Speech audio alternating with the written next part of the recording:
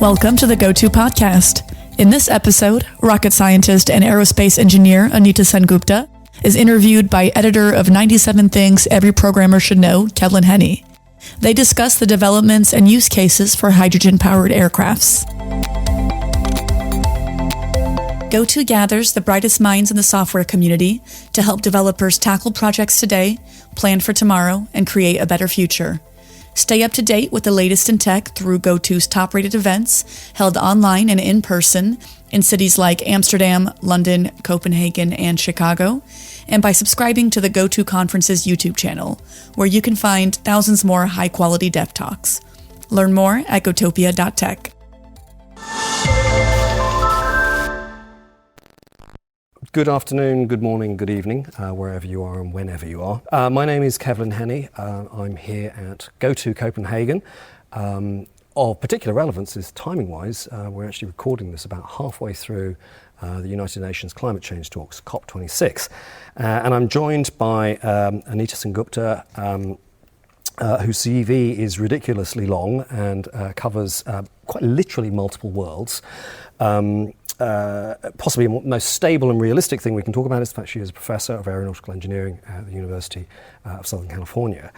But of particular interest here, and for anybody who has an interest in technology and climate, Anita's just spoken about the future of flight and what it means from a broader point of view and in terms of climate change or our effect on the environment. But in particular, can we do better is the short answer. And Anita's track record, as I said, it literally is quite spacey. It starts off with NASA, goes through hyperloops, and ends up with Hydroplane, which we'll talk about a little bit.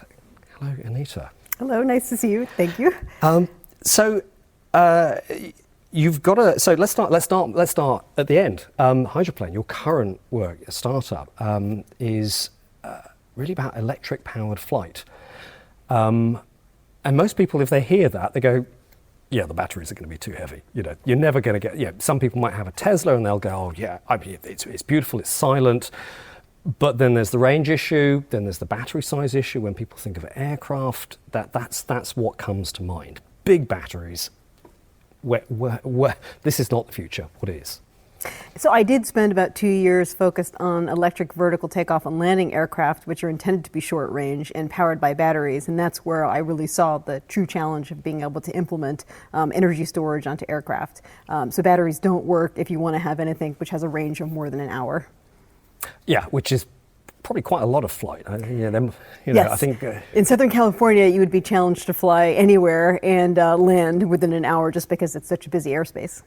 Yeah, so that kind of time range that gives us drones. Basically, we already know that one, don't we? That's I wouldn't say that's our comfort zone, but that is when you say that to somebody, they go, oh, okay, yeah, we do have electric flight, but then it's that short charge thing. So how do we get further? Because fuel consumption, when people look at flight is incredibly energy intensive. The energy densities required. We have the dreams of the past. I still have the books from when I was a kid. We'll have nuclear airplanes, all that kind of stuff. Yeah, that might not be such a hot idea. So how are we going to do this? Also, growing up, there was Solar Challenger, this huge, great glider-like thing with massive solar panels, but light as a feather and clearly utterly impractical, could not scale. How are we going to do this and get beyond drone time? So the solution, I believe, is hydrogen fuel cells. And so you would actually have onboard fuel, which is your hydrogen, but going through an electrochemical reaction to produce electricity to an electric motor with hydrogen fuel cells. And they have a really nice long history, don't they? Hydrogen fuel cells, they keep popping up. Everybody keeps talking about the hydrogen economy, but they have a really good engineering history in spaceflight. Yes, they were used on board the Space Shuttle program. Yeah. As the energy storage means, because of their efficiency per unit mass. Yeah, so we've got that. You've got hydrogen, you've got oxygen, and you're going to get some nice energy from that. And I think, from a regulatory perspective, it's already used ubiquitously in the United States with hydrogen fuel cell powered cars, for example. So you can design a system which is safe for on-road use, including all the different off-nominal scenarios you might find that has stored compressed hydrogen on board. So that's one of the obstacles, isn't it? The regulatory, the safety, the regulatory, and so on. And so if you've got a startup that's looking into this space, I guess you're tackling You're tackling two things, really, aren't you? You're tackling the technology, the feasibility, what I guess anybody who's in technology would call the fun stuff. It's just like, hey, this sounds like a really cool problem to solve. The engineering challenges, the joy of seeing something work, and then there's regulation, which clearly there's a necessity for it, but that's not going to be fun. That's a very different world as well. So does the road vehicles that are hydrogen-based, is that kind of clearing the way for you a little bit?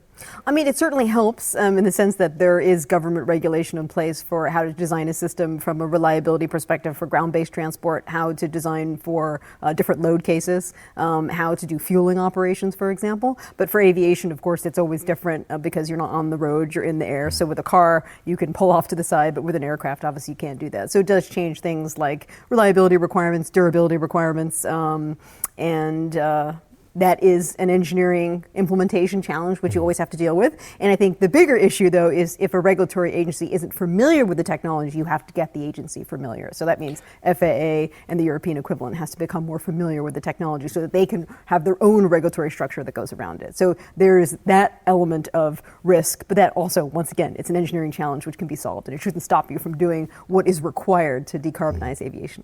I think that's a really interesting point about the familiarity, because I mean, people like the FAA have got decades of experience in a very particular, they've seen the field and accompanied the field as that's evolved, conventional flight, and here's something new. And of course, there will be some point in the future where they have the same or equivalent, comparable expertise in say, hydrogen-based flight. So you're generating electricity in flight. And during the talk, you showed some images, light aircraft. And I'm going to say I'm not a pilot, so I don't plane spot. I couldn't sit there and go, oh, that's what's different, and so on. To me, that looked like a very conventional light aircraft. There was nothing, you weren't trying to get two things. It's kind of like, here's the method of, we have a method of electric propulsion fueled by hydrogen fuel cells, but the craft itself looked very conventional, very acceptable and unsurprising. And it's only if you pointed at pictures and said, right, that one's hydrogen and the rest are conventional, that people would know. So how much of that is just a byproduct of design, or how much of that is intention? I would say it's mainly intention, and the reason is that why would you reinvent the wheel if you don't have to? If you have a perfectly good aircraft from a aerodynamic efficiency perspective, why come up with a new one? And when you're trying to develop a new technology, you have to raise a certain amount of capital. So we want to expend all of our capital into the new intellectual property, into the difficult engineering challenge, which is the power plant, and we can reutilize and retrofit existing aircraft. I presume that would also be useful from a pilot's point of view. If you've got a flying license, then it still handles the same. Exactly. Yeah. Basically, you just have to be a private pilot to be able to fly these types of aircraft, and then for commercial purposes, you would just have to be a commercial pilot to fly these aircraft for those purposes. And I think it's a really good point with regards to coming up with new platforms, because there's another new sector of advanced air mobility, which is eVTOL, electric vertical takeoff and landing, and those are brand new aircraft, different designs, different flying skills required. In some cases, no one's ever done it before, so that's a huge challenge in and of itself, which adds additional risk to getting those types of technologies implemented. So this one, it's pretty easy to implement as long as you can show that you have the reliability for the power plant as necessary to meet the requirements from the regulatory agency. So that's quite nice in that sense of kind of like, okay, we're going to innovate along this axis and in this space. Everything else stays kind of constant. That's a little more familiar, which I guess is good from investment, but also from a practical point of view, people aren't thinking, oh, we're going to need all this kind of new infrastructure, retraining and all the rest of it. So what kind of range are you getting on that at the moment? So we're designing for 1,000 kilometers of range, and so that could meet a whole variety of use cases for small aircraft, whether that's humanitarian aid, disaster relief, any type of governmental use case, cargo, island transport, offshore transport, and also if you have shorter range, you can have multiple sorties or multiple missions before you have to refuel.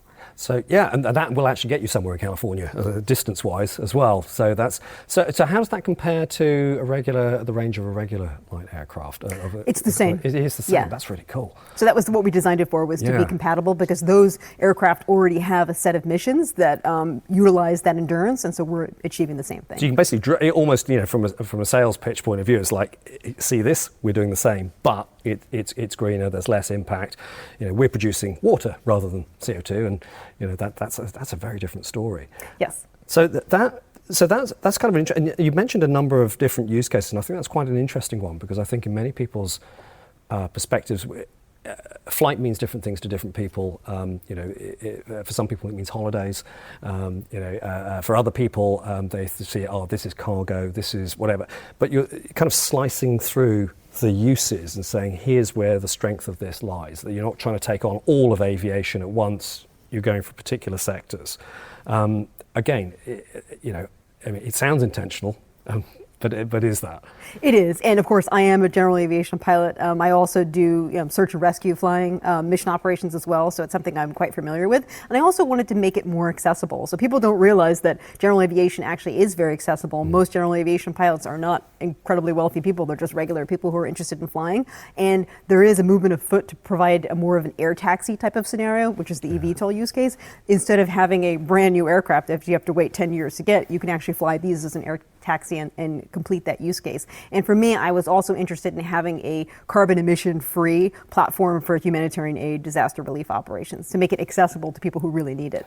So that, yeah, and I think you're right, because I do know a friend of mine has just started learning to fly. Another friend of mine who's, is he 2 weeks older than me.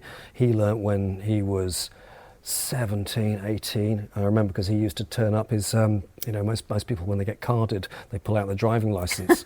But Orhan's thing was we get stopped in a pub in London and he'd pull out his flying license, which was so cool. And he was actually, everybody else was actually younger than him in the group. So they thought, oh, well, you got flying license, you guys must all be old. That was a really good trick. But yeah, so there is an accessibility that I think is underestimated. And there's lots of governmental use cases. So we actually were funded initially by Agility Prime, which is part of the Air Force. And so they see electric flight as something in the future, and they know that in order to achieve the range requirements that they would like to see for their humanitarian aid, disaster relief operations, they have to shift over to fuel cells. So that's a really broad. So there seems to be this kind of, am I using the right metaphor here? Groundswell. We're talking air here, but there's a groundswell right across the board. I mean, that's a lot of different people who are showing real interest, and it seems very feasible. There's something else that I think is also interesting about. You talked about the range, and there was a comment that you made, which I don't think I'd ever thought about, although in terms of routing, I've seen it come up before in the past. Often when we think in terms of the environmental costs of flight, we tend to think of long-haul international flights. And you made a point that that's actually not where the weight of the environmental damage is being caused. Oh, it actually comes from regional flights, which are shorter range. So if you were, cruising at, let's say, 600 kilometers per hour, right, for a regional flight going from city to city, that's where the bulk of the CO2 output comes. And if you look at the power profile for an aircraft, you use your most power during climb. So if you're a short mission, short cruise, you're always using up a lot of power because of that. So if you can address that market, decarbonize that market by going with platforms like twin turboprops, for example, which is much more feasible, then you can actually reduce the CO2 output for the commercial aviation transport sector as a whole. So that's that kind of that takeoff and landing aspect. It's not the distance in the middle. It's really those two aspects. That reminds me of the old electricity, the old bulbs. That the greatest costs are turning them on and off.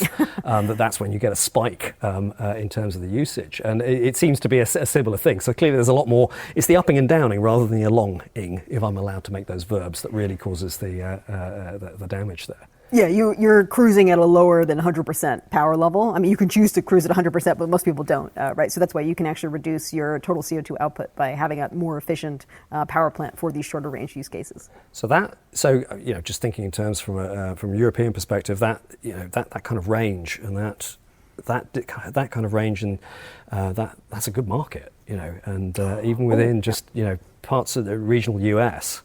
There's another aspect to this too, which is if you look at developing countries around the world, they oftentimes use much older aircraft, which means that they're less energy efficient. So they have also a larger bulk of the CO2 output because they're using less fuel efficient aircraft to begin with. So if you can bring in these aircraft to these markets to support their regional use case, you can also have a big impact on reducing CO2. But of course, the United States probably still has the biggest one. Yeah, but for a developing market, the possibility that they could get into something that is cheaper and cheap and clean from the ground level, so that their old craft become the hydrogen craft rather than current generation. That's quite attractive. Allows them to grow a market, but without kind of trampling all over the environment in that way. Yep. And the other synergy that exists here too is that in order to have green hydrogen, you have to have renewable energy production. So it's kind of a forcing function for different, nations around the world to increase their renewable energy production, which can then go into production of hydrogen for their aviation sector or their transport sector. Now, you raised a really interesting point there. We're qualifying the colour of hydrogen, so to speak, which is odourless and transparent and all the rest of it. But we have there is the terminology. There's green versus grey. That's an interesting one, because hydrogen, we can't just say hydrogen, can we? Because we can't say, we're using hydrogen, therefore there is no environmental impact. Where does most hydrogen, if I'm just in the general market for some hydrogen, which I can't imagine that I am at this point, but where would I likely be getting it from now? So it would be grey hydrogen, which means that it's produced via a reforming process, which has CO2 as an output of that process. So that's the reason why we really want to shift over to hydrogen, which is produced from electrolysis, where the electricity for the electrolyzer comes from a renewable source like wind or solar. And that again, looking to the countries that are going to grow into this. That's very attractive as well. That means they can have a self-contained, they are more likely to be able to have a self-contained carbon-free economy from that point of view. Whereas currently the supply chains and how kerosene and so on are distributed, clearly that's very anchored in certain countries and certain companies. So there's a high degree of independence there from that point of view. And then there's always CO2 cost associated with transport of fuel. So if you can make your fuel on the site where you're going to use it, that is the way to really minimize your carbon footprint altogether. So there's a huge implication here. I mean, we started with the idea of here's a light aircraft, but actually the implications are quite staggering. So let's actually look. Let's stagger out, because I think that's the air. Talk about land for a moment, because you were previously involved in Hyperloop. In the Hyperloop, and that is one area. And clearly there's cars and so on, and other forms of ground transport. Not everybody's going to take to the air to get from A to B, and in fact some of the distances we're talking about, if we've got the means to do it by land, then sometimes we're going to favour that. So where do you see electricity in this, but also some of the technologies that are pushing beyond the conventional? I mean, we're very familiar with Teslas and hybrids, but Hyperloop is clearly something different. What else is there in the pipeline or the loop line? So, there is definitely a movement afoot to decarbonize and electrify ground-based transport. And so there is a reliance on batteries, which you can use, but batteries have a pretty big carbon output as well because of the rare mineral mining that goes into the batteries, and they have to be replaced and refurbished. So it's not like it has zero carbon output. And they're also sensitive to weight. So when you go to larger vehicles like fleet vehicles such as buses and trucks, they actually also will likely require hydrogen fuel cells for their power plant to be electric. So there's synergies between the aviation use case and large fleet vehicle use case, not to mention marine. Yeah. Okay. Yeah. Actually, let's take to water, because there's an interesting sort of picture here emerging. Exactly. There is a lot of synergy that improving in one sector kind of lightens the load. It improves acceptability if nothing else, but certainly actually smooths the technology path and the idea of there is a hydrogen economy. So so marine is really interesting, because that's the one I think that people. It's a bit of a blind spot, that actually most of the goods that we have, probably pretty much everything I'm wearing and holding and carrying and all the rest of it, ultimately most of that came to me by sea.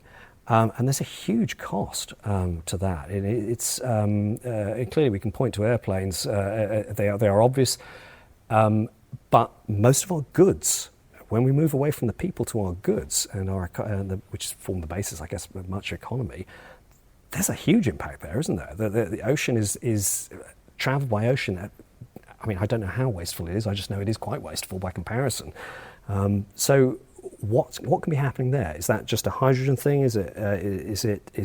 Are there other things that we can be doing there? Where is that going? So hydrogen fuel cell power plant also works for boats, whether it is smaller boats or large container ships. So there's great synergy, and there's been a lot of. I actually showed it in the talk. There's been a lot of work where governments in the EU have taken a look at where do you see synergies, and you see synergies in terms of the amount of payload you're trying to push and the amount of power which is required to push that payload between aviation and marine and large vehicles. So it is an important important thing to focus on, because I think it's popular to focus on going after people who are flying on international flights, but that isn't the source of the CO2 problem that we're facing. So it actually, from a transport perspective, marine is a big one. And we still have to provide goods and services to people. That can never go away. So it absolutely is a way to decarbonize the marine sector. Yeah, because I think that, here we are in a pandemic, and although a number of things about our everyday life have changed and gone through various fault lines of their own, not least of which is the number of flights that people are taking, actually people are still being supplied with goods. Exactly. And those goods are still being moved around the planet. That has not gone away. Exactly. And from a go-to-market strategy too, getting it into a use case which would be faster to get the regulation approved for, such as marine, will only help, right? Because then it paves the way, economies of scale for other sectors such as aviation. Now, so that's kind of, let's not, so that's kind of taking us there. Let's talk a little bit about, it's just nudging into space, because one of the, I remember, so I have a book at home, again, one of those books I read as a kid that was telling me that here we are in 2021. I mean, it wasn't just moon bases, I was told. I was promised hypersonic craft in this book. It was going to be, Concorde is just a stepping stone. We're going to be hypersonic within decades. We're going to be able to get from here to Australia rather than spending 24 hours traveling. It's just going to be a few hours, and it's just a nudge into just nudge briefly out of the atmosphere and back in again. So where are we with that, and how does that fit with decarbonisation? Well, I would say that it doesn't fit with decarbonization, but I think that suborbital vehicles are being developed for the purpose of sort of like space tourism, where you come up really high, you see a view of the curvature of the Earth, and you come back down again. That could be used for something more than space tourism. It could be used for rapid transport. I don't know that that's necessarily a good thing, though, because of the carbon footprint associated with it. So I think that's where regulation has to come in. Yeah. It's one of those areas. It's kind of like, I was promised jetpacks and all the rest of it, and I kind of went, how does that fit in? That's a little bit outside what we're talking about.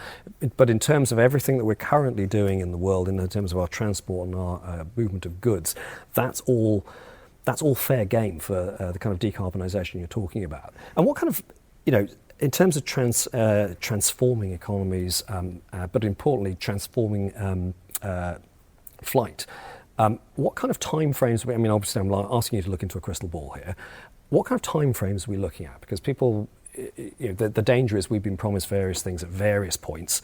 I think I read another article about how close fusion is just last week. And again, that book that I've got told me it was before the end of the 20th century. There's that. So how far away does this feel? This feels very practical, what you're describing.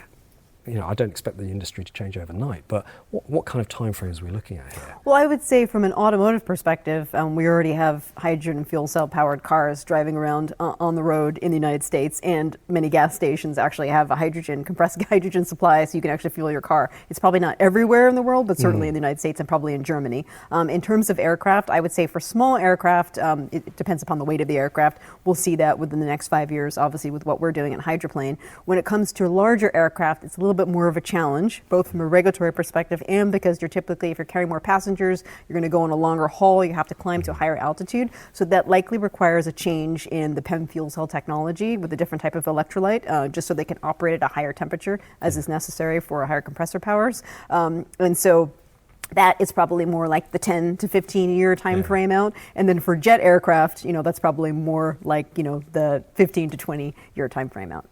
So again, I'm going to come back to almost where we started, and then a couple of other closing thoughts. Airships, and I know this isn't necessarily your space, but it's...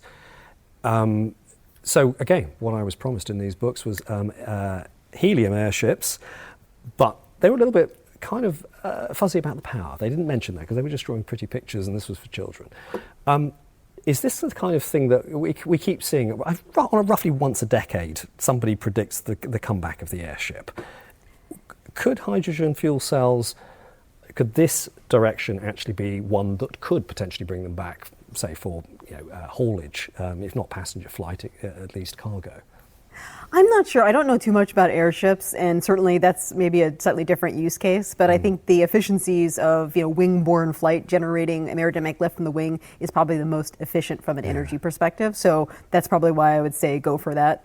Just because at the end of the day, when you're trying to be more energy efficient, you want everything about your system to design to be the most efficient possible. So I think that's where having wings allows you to achieve that. Plus, renewable energy to provide hydrogen through an electrochemical reaction with a fuel cell is kind of the holy grail solution to all that. So, speaking of winged flight, let's move to another planet. You were involved in Mars Curiosity, which is, I have to say, I don't know. Can I have a favourite probe? I'm going to say I can have a favourite probe. It's one of my. I still have a favourite space station. Sorry, ISS, it's Mir. And Curiosity, I thought was just such a classic mission. You worked on that, and entry, descent, landing sequence was part of what you did. And then we saw this year was such a good year for Mars. United Arab Emirates to Mars, China to Mars. And NASA came back with, as it were, the offspring of Curiosity, Perseverance, just, sort of souped up, absolutely awesome. But it took with it Ingenuity, which as a programmer, I'm quite excited because I know that Perseverance and Curiosity was programmed in C, but this was programmed in C++, and it meant that Linux arrived on Mars. So that's just a small side note there. But that was a proof of concept that actually having a little helicopter on Mars whose atmosphere is ridiculously almost nothing, and it worked, and it seemed to work incredibly successfully. Is that something that you're thinking that looking ahead to the solar system? There's a few atmospheres around. Does this open something up, or is that just a dead end, a proof of concept? That was nice, but that was all we were going to ever do. Well, I think it actually gets around a lot of the hazards of when you go to a planetary body where you don't have a lot of knowledge of what the surface terrain is like. Because if you're flying above it, you don't have to worry about driving over different rocks. You don't have to worry about the complexities associated with that. And you're able to travel longer distances and collect more scientific information. So I think it does lend itself to a variety of different scientific reconnaissance use cases. And there's Dragonfly, which is a mission which is coming up, which is a octocopter, which is the size of a small car, which is going to be flying around on Titan. Yeah, Titan's Titan's ridiculously cold, but it's got an atmosphere about as thick as Earth's. Yes. And it's also got, it's just above lunar gravity. So it's about a fifth of Earth's gravity. So you've got the atmospheric density, you've got and you've got very little gravity. So yeah, you can carry a car around, but then there is a slightly different kind of thermodynamic element there. But that could allow you to sustain flight over quite some distance. Yes, and you could also have an airplane on Mars as well, which has been proposed in the past but hasn't been done yet. So I think that would probably be the best way to cover large distances at the most energy efficient system design possible. So speaking of large distances, let's go really large. Okay, so warp drive. No, I'm not going to ask you about the decarbonisation of warp travel. I do know that you're interested in Star Trek, so I do have, and as somebody who has an interest in that myself, they're not really into the whole flight thing except for space flight. But I have to ask you, a couple of favourites questions. Do you have a favourite series? And do you have a favourite captain? Yes. Star Trek Next Generation and Captain Picard. Yeah, okay, yeah. Yeah, it's normally if you led with TNG, then it was going to be Picard. But if you led with Picard, it might not have been TNG. So that's it's one I grew up on. So I did love Deep Space Nine as well, and I loved Voyager, and I loved the original series. Yeah. So yes, I have to admit that it was. I think it was the original Star Trek. They were doing reruns when I was growing up. Plus, they had the cartoon, and then they came out with the films.